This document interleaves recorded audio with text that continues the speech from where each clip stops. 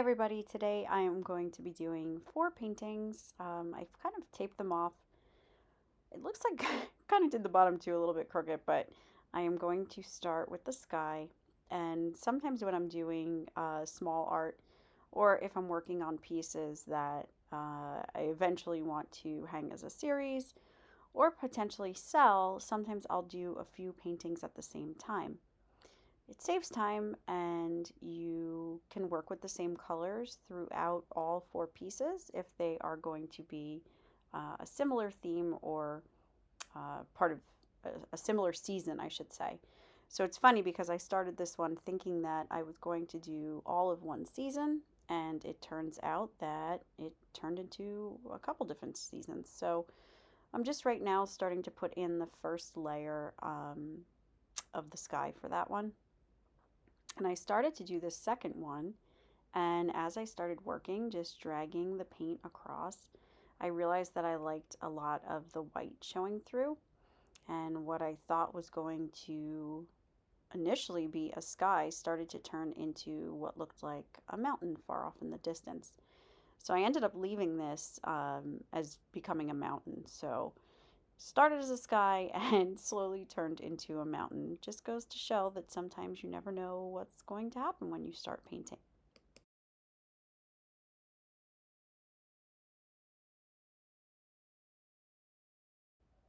For this one, I wanted to have a little bit of a richer color.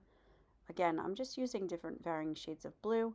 Right now, I've just been primarily using two different shades of blue in my paint tray. And this one, I'm going to leave the top area a darker blue and then come down and fade to a lighter blue, almost to a white. So I'm just dragging out that color and leaving mostly water on my paintbrush.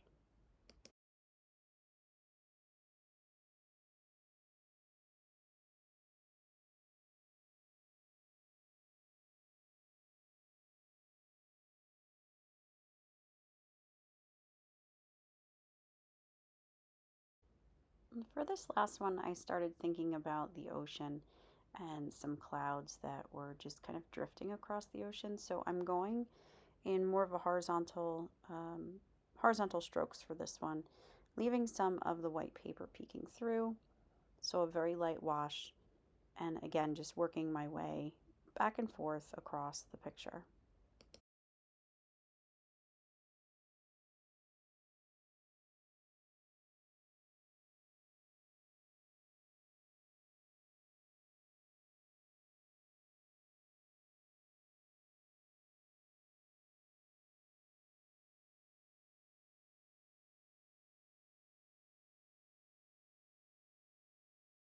So I'm taking Q-tip and I just am wetting the tip of the Q-tip a little bit, and I'm going to use that to actually lift off some of that watercolor. This is one of the tricks that you can do for creating some nice puffy clouds.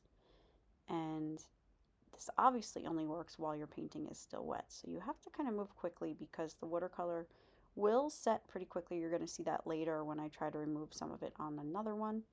Sometimes I like to roll the Q-tip a little bit against the paper. Now you don't have to use a Q-tip, you can just use a paper towel, and I'm going to do that a little bit later on. This one started to kind of get a little kind of bubble bleeding area, so I just wanted to spread that out a little bit.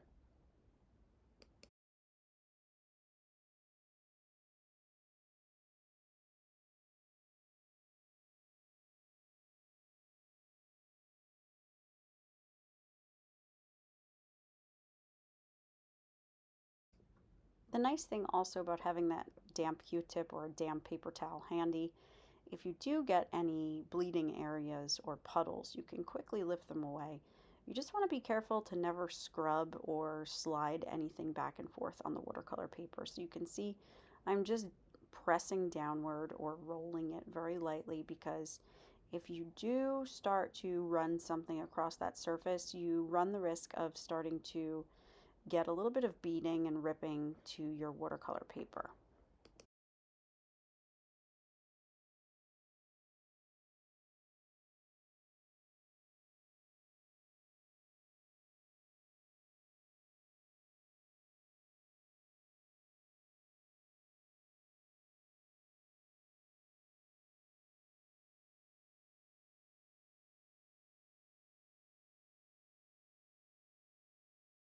Okay, so now I'm taking that paper towel that I had mentioned earlier. I just have it a little bit damp, and you can see that it's not removing as much of the color because this painting, remember, I had done first. You can try to reactivate the watercolor by going over it with just a bit of water on your brush. But again, you don't want to be too rough because it will start to rip your watercolor paper. So you want to be pretty gentle with that. And that was me adding down a little bit more water so that I could lift some of that color off. But my best advice, I should say, is to do it as quickly as possible right after you're done painting. So now I'm going to start mixing up some greens. This one I'm just going to get as close as I can. You should really wait until it is completely dry, or else you run the risk of having your green blend into your sky, which will not look good. So I would definitely wait a little bit before you start adding in, especially when you are working so close to that skyline.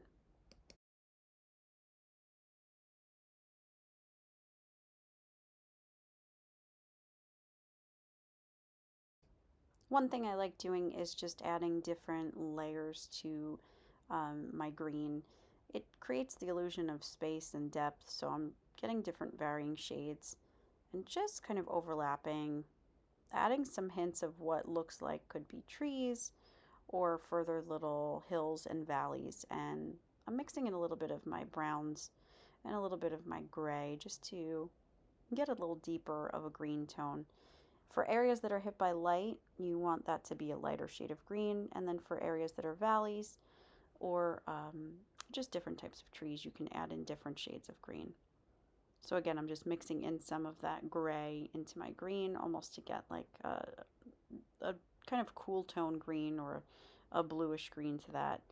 Giving the hint, the illusion that there are some trees. So I'm just kind of making pointed tops and dragging the color along, just darkening that background line where that meets the sky.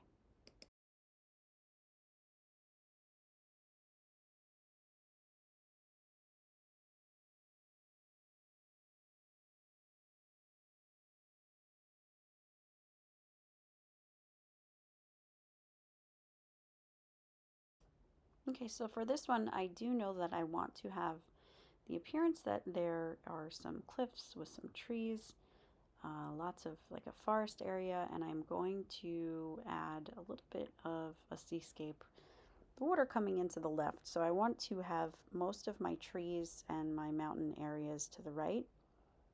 And then again, I'm just dragging a little bit of that color down just where the beach line would meet. And this is like a nice light wash because we don't want a lot of details. This one's just going to be the hint of where we're going to lay in our land.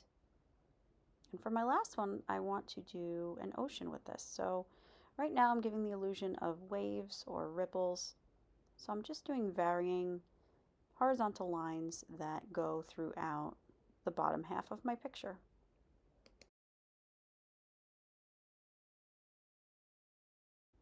Again, I'm mixing some blue with the gray, and because that top area where it was going to be sky started to remind me of mountains, I wanted to create an illusion of some misty mountains that are a little bit closer to us than the ones that are further away that I did in the top half. So again, I kind of mixed that blue with a gray tone, and now I'm just dragging that color out using a little bit of water. And if you leave those original areas of white and then kind of track over that with your wet brush, it will give you some depth. So I know that I want this to feel like a little bit of an icier picture. And my last one, I'm just going to start laying in the grass. So I hope you stay tuned to find out how this turns out. Part 2 will be up next Wednesday.